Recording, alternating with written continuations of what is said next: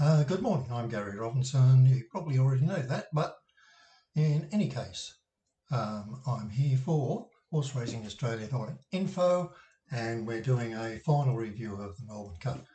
First of all, it's very important to note this, and I'll just flick through to that and pull up the weather, most important thing I would think, and having a look at that.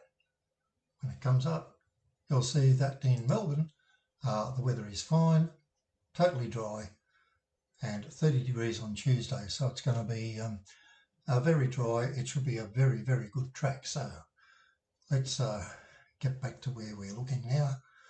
I'll just put here, this is Horse Racing Australia website so that you can see that, and that's where we put all the daily information, and we will update this on Professional Punter's Diary here. They are the thoughts I put out on Saturday night. Gave you lots and lots of information, and of course you'll see the latest videos if there are any updates. And you also notice here you can subscribe to my YouTube channel just by clicking through there. Anyway, so we'll leave that there and start with our assessments. Now, I've got them in some sort of order here, and of course you can see that there are lots and lots of different assessments here. This is supposedly a proposed morning line, if you like. I might just switch over to the weight rating basis of this, and you'll see in the weight rating basis, you'll see that Buckaroo, Sea King, Absurd, One Smooth Operator will be the top four runners there. You don't see Vauban anywhere in there, and there's a very good reason before it, because it was a bit of a dud in the Melbourne Cup last year. I see nothing to suggest it's going to be better.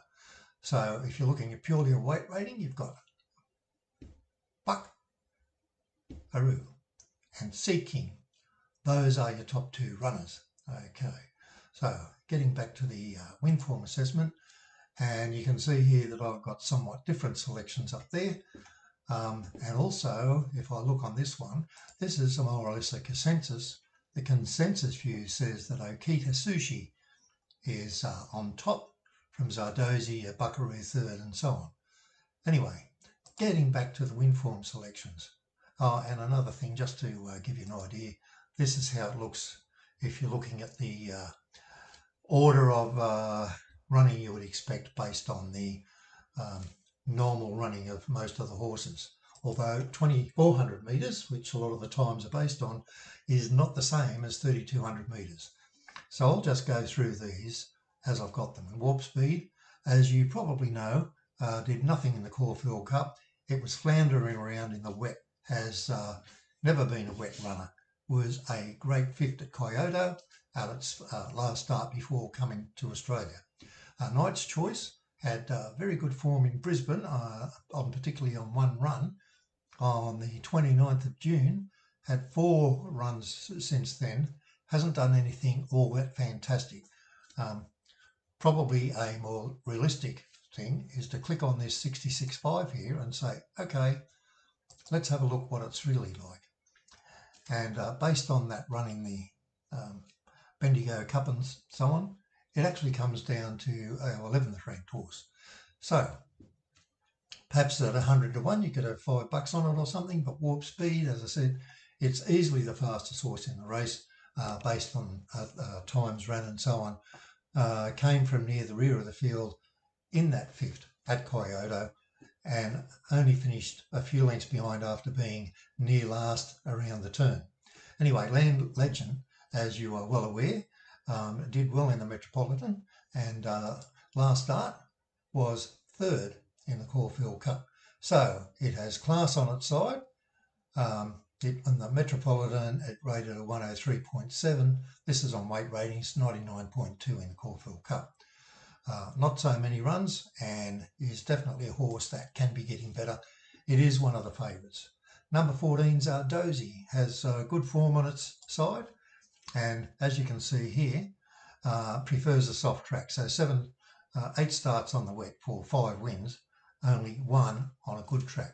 So then you've got to be a bit concerned, even though it rates particularly well, you have to be a little bit concerned about how it's going to go on what will be a very firm track towards the end of the day. One Smooth Operator won the Geelong Cup no doubts about that, did particularly well, winning well, and is well and truly justified in being a chance in this race. Also, it says it's a 7-year-old, but by UK breeding time, it is actually 6-year-old. Okita Sushi would be the same. Okita Sushi was a good winner in the Moonee Valley Cup, and Moonee Valley Cup winners can perform very, very well. Now, as you can see here on a weight rating, when I run a 3.8, that was its best performance ever. And last year's Cup ran 11th beat and 8.5 lengths. That is a bit of a concern, but the way it finished on this one was particularly good.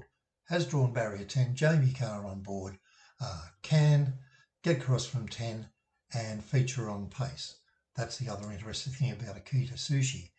And we're not through the chances then, because then we've got Sea King, is probably the last of my major chances. It won the Bendigo Cup well. I didn't think it'd have any hope at all, but you can't ignore that form.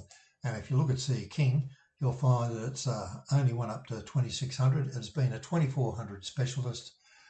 It hasn't even run at this distance before. 2,800 is the most. It lost by 18 lengths there. That 2,600, it won. And this 2,800, it was beaten 5 lengths. That is the concern that I have with Sea King. So now you're going to consider what the prices of those horses might be when you look at it on Tuesday. I would build my selections around these. I will take, in particular, this group of horses here. I'll include Sea King in it and more likely have a saver on that. But considering the barrier, this is another thing. You've got Land Legend is on barrier 18. Zardozi has a beneficial barrier in 4. One smooth operator can get across from barrier 12, as can Okita Sushi. Sea King is in barrier 1. Now, when you look at how it normally runs, you'll see it run up near the lead and then bolted away at the end of the day. So, warp speed, we're looking at about, I just backed it at about $34. I'm particularly happy with that. Land Legend is not such a good price, but nevertheless is likely to do something. Zardozi, one smooth operator on the Geelong Cup form. Media Puzzle won the Geelong Cup and then went on to win the Melbourne Cup. It was a similar style of win. Okita Sushi, well, let's go back to our 100-to-1 winner about 6 or 7 years ago, and you'll find that Moonee Cup second place getter actually won the race. So it's a very, very good one. So we're on the right horses. When I get to Buckaroo, what I'm particularly worried about, it was 14th there at the start. Half it was 13th. It was 8th at the turn. It ran on to finish second, only beaten 1.3 lengths. The problem with it is that was on a slow track, of course. It's likely to do better on a good track. However, it's never run that far, and that's the problem with it. It could run that far, but on this particular race in the Caulfield Cup, it just could not pick up any ground on the winner, Duke de Sassy, in the straight. It just looked like it was going to do something and faded away at the end. Also, it has barrier 21, which is going to be a major disadvantage. So I'm prepared to take it on and not back that horse. So I'm hoping you get the benefit of what you've seen here. I do want you to subscribe, please, and put your comments. No rude ones, thanks. I know that every now and then you get some of those stupid people who like to pick at you and ignore the fact that over my lifetime I have backed over 50 Melbourne Cup winners, and for the most part given them out to our clients from 1988 when I started the business, or probably 1986 to be honest, when I first started the business. So it's been going for a long, long time. I do thank you for watching.